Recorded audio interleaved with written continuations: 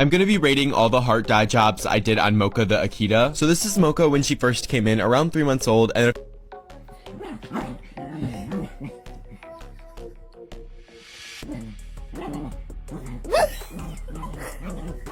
good recall, and I don't let him out at night without a leash.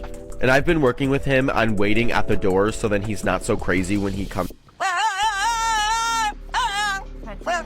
Stop embarrassing me again. You're getting me in trouble.